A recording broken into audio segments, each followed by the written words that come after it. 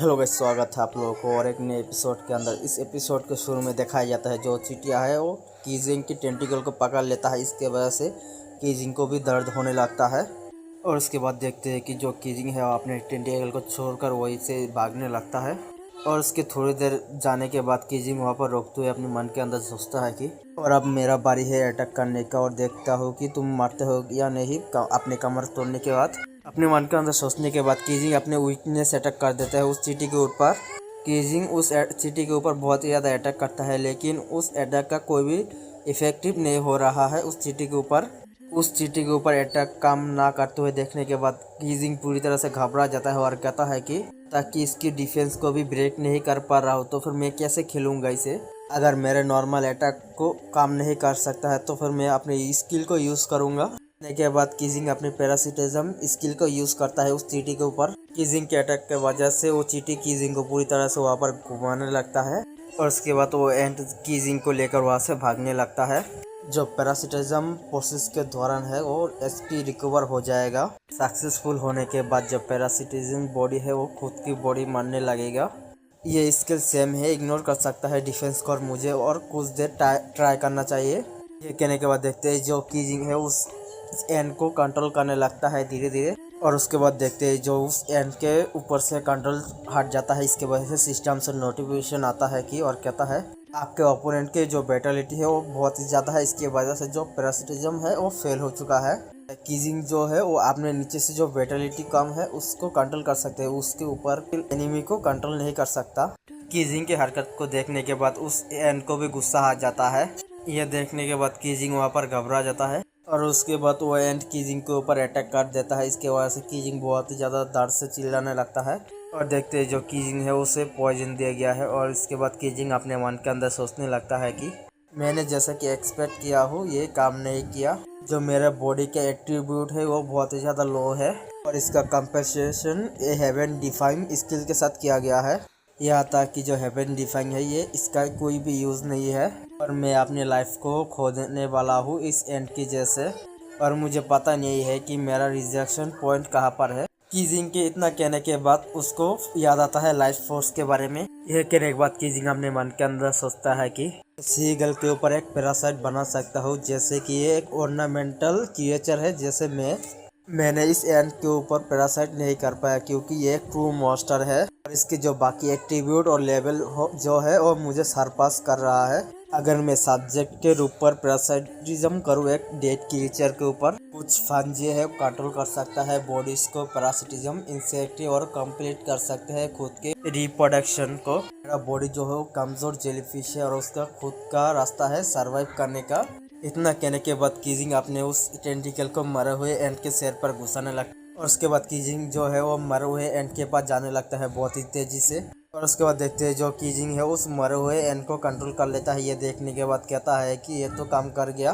Keesing को ऐसे गायब होते हुए देखने के बाद उस एंड को कुछ भी समझ नहीं आ रहा। वो अपने आसपास भी घूम कर देखता है वो कहाँ पर नहीं है।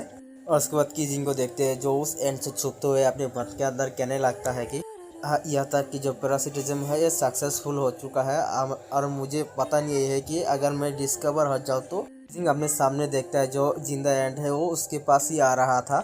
उस एंड को क्लोज आते हुए देखने के बाद कीजिंग अपने आंखों को बंद कर लेता है। अपने मन के अंदर कहता है कि भूल जाओ इसे, मैं अपने फेथ के ऊपर छोड़ देता हूँ। इसे कुछ देर रहने के बाद कीजिंग अपने आंखों को खुलकर देखने लगता है। इसके बाद कीजिंग के आसपास दिखाया जाता है बहुत ही ज्यादा एंड है और जो मरा हुआ एंड था उसे उठाकर ले जा रहा था। और उसके बाद कीजिंग अपने मन के अंदर सोचता है और कहने लगता है जो ऐसा लगता है जो पैरासिटिज्म ये सक्सेसफुल हो चुका है और ये लोग मुझे ट्रीट कर रहा है एक डेड बॉडी की तरह और ये लोग ट्रांसपोर्ट कर रहा है एंड नेस्ट के अंदर और अब मैं सेफ हो चुका हूँ। एंड नेस्ट को दिखाया जाता है जो पेड़ से भी बहुत ही ज्यादा बड़ा है। और उसके बाद कीजिंग को एक सिस्टम से नोटिफिकेशन आता है जो आप है एंटर कर रहे हो फाइनल बॉस डंजन के अंदर।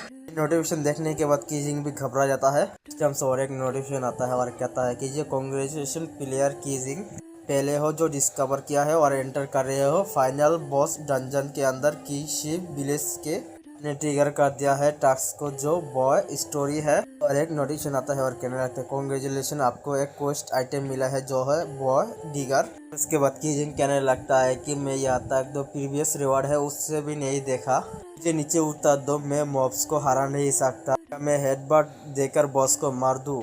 और उसके अगले सीन एंड नेस्ट के अंदर दिखाया जाता है। उसके बाद किंग अपने आसपास देखते हुए कहता है जो नेस्ट है ये लो लेवल मॉन्स्टर के साथ में ये इतना गरीब है, यहाँ पर एक भी लैंप भी नहीं है।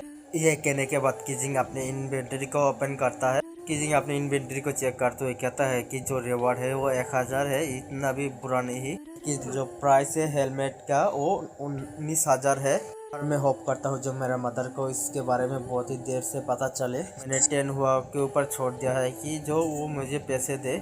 और उसके बाद कीजिंग अपने बाकी रिवॉर्ड के बारे में चेक करने लगता है। जो टाइटल है पियोनियर का, उसका एट्रीब्यूट ऑप्शन है स्किल हार्ट ऑफ ब्रेव का, और इससे एक चांस मिलेगा रिवाइव होने का। और दूसरा है स्किल बुक जो उसका नाम है ग्लूटोनी, जो ग्लूटोनी स्किल है और डाइवर कर सकता है बाकी स्किल को, और से एक्सपीरियंस पॉइंट के अंदर बदल सकता है। जो तीसरा मिला है वो फ्लेंडर डॉज है, उसका लेवल गॉडली आर्टिफैक्ट है। उसके एट्रीब्यूट जो है वो चांस मिलेगा एक दिन पर टेलीपोर्ट करने के लिए जिस जगह पर वो ऑलरेडी गया है। रिवॉर्ड की इन्फॉर्मेशन पढ़ने के बाद कीजिंग तो पूरी तरह से खुश हो जाता है और कहता है रिजरेक्शन ऐड कर चुका है, एक्सपीरियंस पॉइंट और टेलीपोर्टेशन रिंग्स, ये वर्थ है इस ट्रायल का।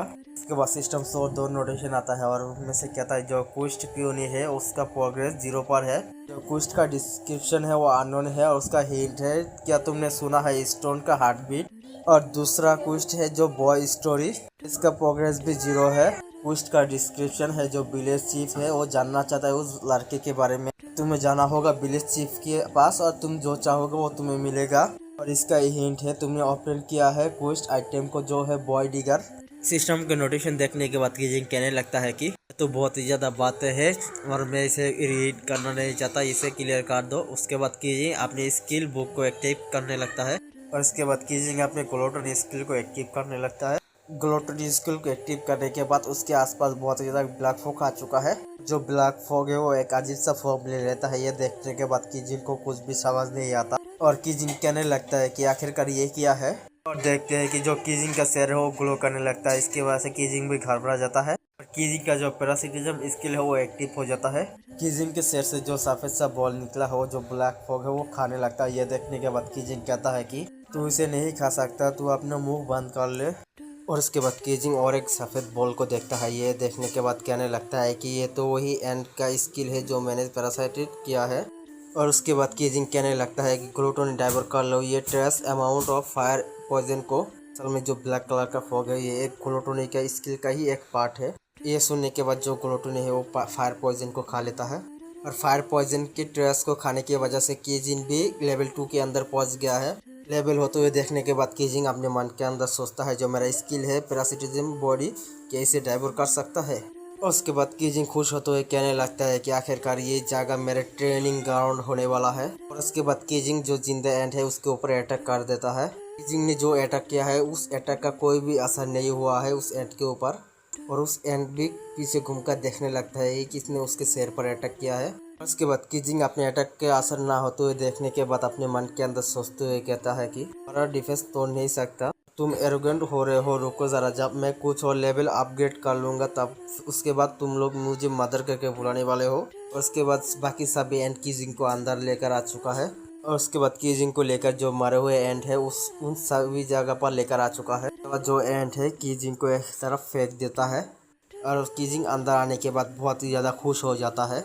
और उसके बाद कीजिंग जो मरे हुए एंड है उसके अंदर से बाहर आ जाता है, सीधे जाकर सेंटर पे खड़ा हो जाता है और अपने ग्लूटोनी स्किल को एक्टिव कर लेता है। और उसके बाद धीरे धीरे जो कीजिंग है अपनी टेंटिकल को जो मरे हुए एंड है उन लोगों के पास भेजने लगता है। और उसके बाद जो कीजिंग है उन सभी लोगों से फायर पॉइजन को बाहर निकलने लगता है। और उसके बाद जाकर कीजिंग अपने ग्लूटोनी स्किल के साथ उस सभी फायर पॉइजन को डाइवर्ट कर लेता है। इसकी वजह से कीजिंग का लेवल 2 से लेवल 4 पर आ जाता है। ये देखने के बाद कीजिंग कहने लगता है कि जो बार बार डाइवर किया है सेमी स्किल को, इसके बाद जो एक्सपीरियंस जो मिला है और भी ज़्यादा कम होता जा रहा है। और एक एंड को दिखाया जाता है जो कीजिंग ने अटैक किया है उसके वजह से उसका 10 MP का माइनस हो जाता है। उस अटैक के वजह से जो एंड है वो कीजिंग को देखकर डरने लगता है वहाँ पर उसके बाद कीजिंग उस एंड के ऊपर दोबारा अटैक करता है और कहने लगता है कि लेवल 1 का क्रिएचर है, ये बहुत ही ज़्यादा कमज़ोर है, मेरा एक ही सिंगल स्किल को भी संभाल नहीं पाया। अटैक की वजह से वो एंट में मारा जाता है। और उसके बाद देखते हैं कि जो एंट है वो ग्लो करने लगता है। ये देखने के बाद कीजिंग कहता है क्या ये कुछ ड्रॉप कर रहा है। तो आइटम ड्रॉप हुआ है, ये वाइट एपिड हनी है। तो ये फूड है क्वीन एंट के लिए और ये हर एक पर रिस्टोर कर सकता है अपने 50% HP को। ये इन्फॉर्मेशन देखने के बाद कीजिंग पूरी तरह से खुश हो जाता है और कहने लगता है ये तो अच्छा आइटम है। और उसके बाद कीजिंग अपने इविल सासी देते हुए उन सभी एंड के पास घूमने लगता है। इसके बाद वो सभी एंड पूरी तरह से डर जाता है। उसके बाद सिस्टम्स और एक नोटिफिकेशन आता है और कहने लगता है कॉन्ग्रेचुलेशन, आपने व्हाइट एपिड हनी मिल चुका है 30% प्लस। उसके बाद देखते हैं जो कीजिंग है उन सभी एंड को मार देता है और कहने लगता है कि एंड है ये फाइनल बॉस होगा इस जगह का। ऑलरेडी फाइनल डंजन के अंदर हूँ।